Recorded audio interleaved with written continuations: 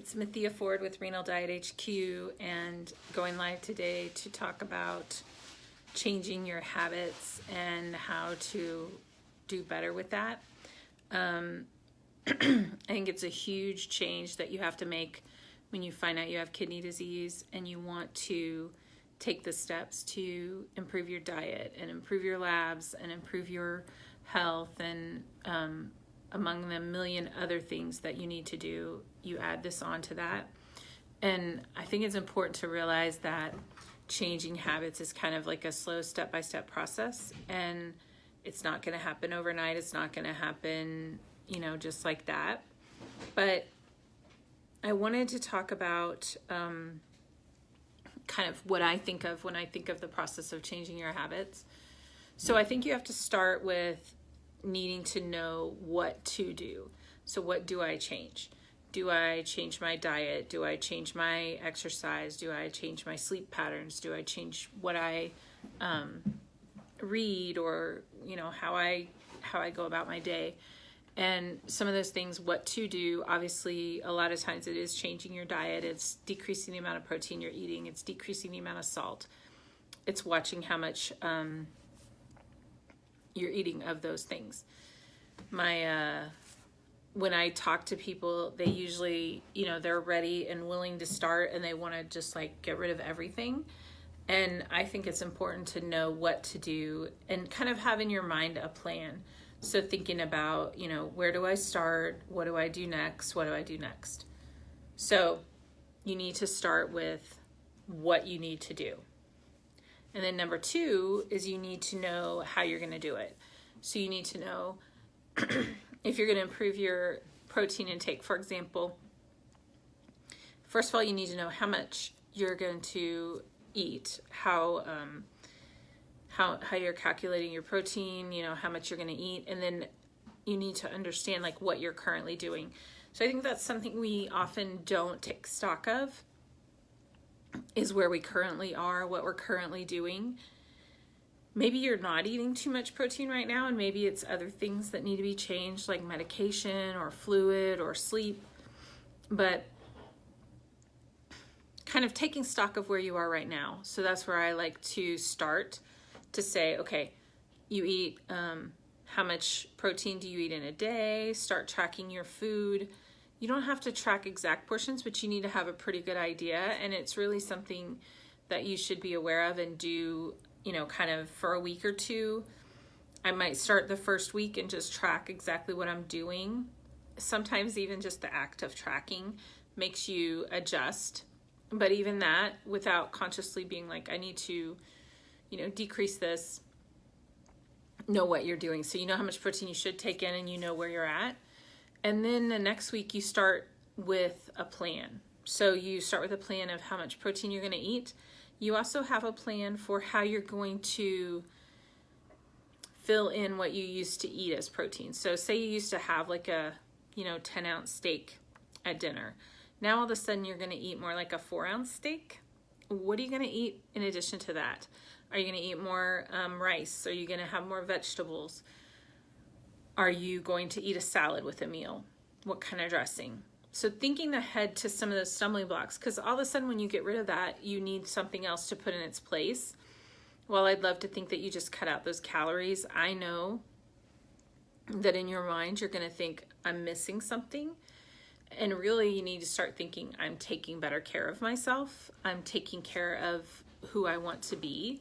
So think about where you want to be and how you're going to get there and how to do it. So a lot of the reasons why I talk through like meal planning and how you're going to do this and taking these step by step is, first of all, most of the time people don't want to throw out everything they have in their groceries in their kitchen.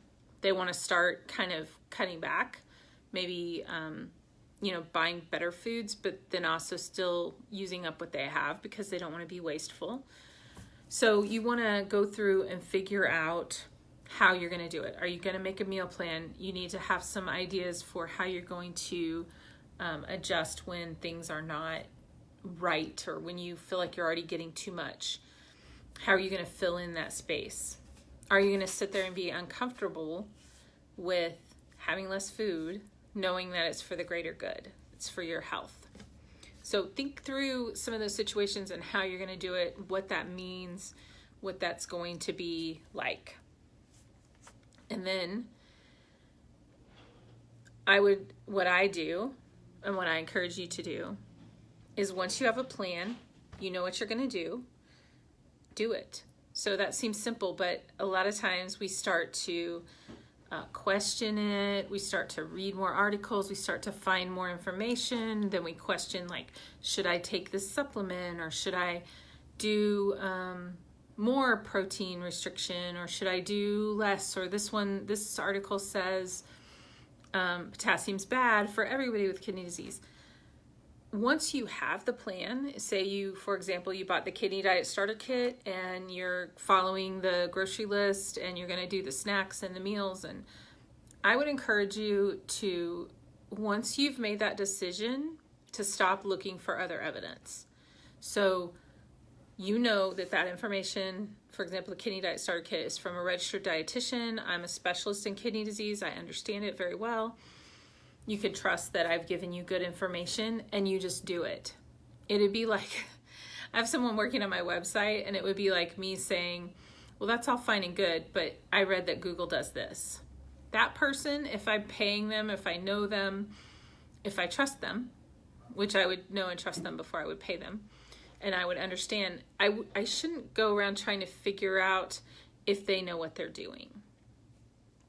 So my advice to you is that, yes, you need to do it, but you also just need to trust and give it time. So do those tasks, do that 7 days. So you do the 7 days where you figure out what you were eating, and then you do the 7 days where you adjust, and then feel into that. How does that work? Are you doing better? You're not going to know right away because you're not going to have lab tests and stuff.